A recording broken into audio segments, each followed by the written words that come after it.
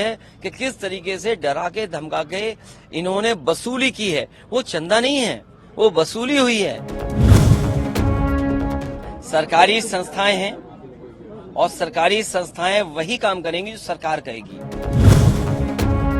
सत्ता में बैठे उन्हीं को क्यों मिल रहा है पैसा, और जो पॉलिटिकल पार्टी है उनको क्यों नहीं पैसा मिल रहा? क्योंकि वो विपक्ष में है, विपक्ष को चंदा मिलता है और सत्ता में बैठे लोगों ने वसूली की है।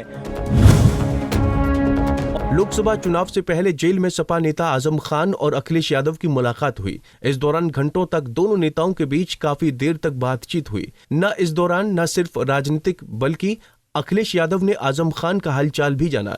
लेकिन सपा के दोनों नेताओं के इस मुलाकात के बाद राजनीतिक सरगर्मियां काफी तेज हो गई हैं। सियासत के बाजार में दोनों की मुलाकात के कई मायने निकाले जा रहे हैं, लेकिन बताया जा रहा है कि शायद सीटों को लेकर ही दोनों के बीच मुलाकात हुई होगी।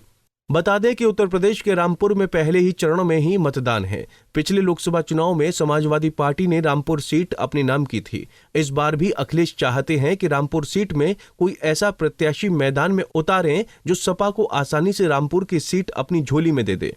जहां अखिलेश यादव ने 7वें चरण के चुनाव वाली सीटों पर उम्मीदवार तय कर चुके हैं, लेकिन रामपुर का टिकट अभी फाइनल नहीं हुआ है, क्योंकि अखिलेश यादव बिना आजम खान की इजाजत के वहां से कोई प्रत्याशी नहीं उतारना चाहते हैं। जेल में बंद पार्टी के वरिष्ठ नेता आजम खान से मुलाकात के बाद उत्तर प्रदेश के पूर्व मुख्यमंत्री अखिलेश यादव ने कहा कि आगामी लोकसभा चुनाव में जेल में बंद नेता के गृह जिले रामपुर से उम्मीदवार पर भी विचार विमर्श किया गया। अखिलेश यादव ने कहा कि जब किसी को अलग थलग कर दिया जाता है तो दिक्कतें होती हैं। मुझे उम्मीद है कि उन्हें न्याय मिलेगा, उनके परिवार को न्याय मिलेगा।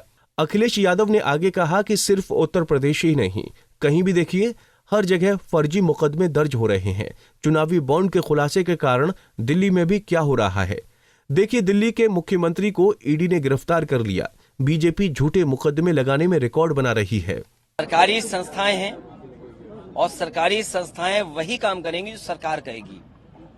यही तो सवाल है लोकतंत्र में कि जो इंस्टीट्यूशंस हैं वो इंस्ट्रूमेंट हैं आजकल, और इंस्ट्रूमेंट्स बनकर के भारतीय जनता पार्टी को खुश कर रहे हैं। जो दुनिया में रिकॉर्ड बनाने जा रहे हैं झूठे मुकदमे का, ये केवल दुनिया में रिकॉर्ड नहीं बनने जा रहा है इनका झूठे मुकदमे का, ब्रह्मांड का रिकॉर्ड बनाने जा रहे हैं लोग।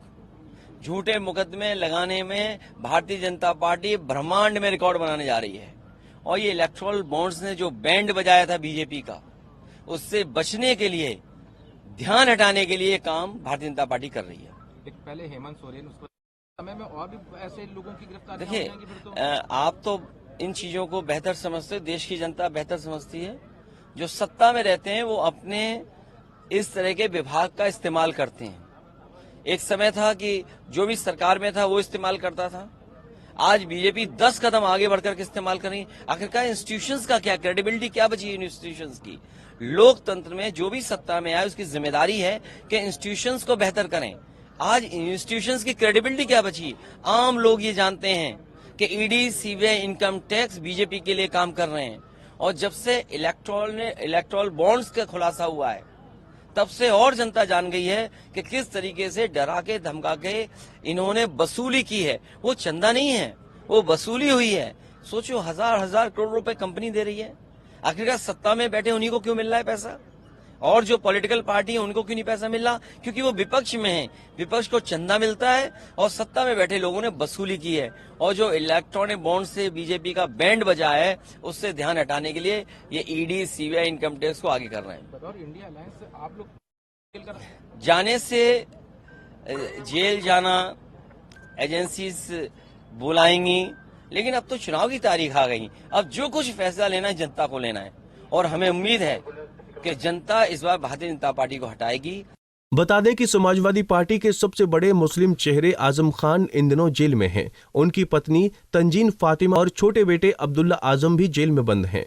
फातिमा समाजवादी पार्टी से सांसद और अब्दुल्ला विधायक रह चुके हैं। आजम समेत तीनों नेताओं को सजा हो चुकी है। अब वो चुनाव नहीं लड़ सकते हैं। यही वजह है कि आजम खान इन दिनों परेशान हैं। वो चाहते हैं कि कोई अच्छा सा प्रत्याशी रामपुर से उतरे। अब देखना होगा कि आने वाले वक्त में सपा रामपुर से किसे मौका देती है। Bureau report, Punjab Kesari TV. हमसे जुड़े रहने के लिए हमारे YouTube चैनल को सब्सक्राइब करें और नई वीडियो की नोटिफिकेशन के लिए बेल आइकॉन को दबाएं। अगर आप ये वीडियो Facebook पर देख रहे हैं तो लाइक जरूर करें और ज्यादा से ज्यादा शेयर करें। धन्यवाद।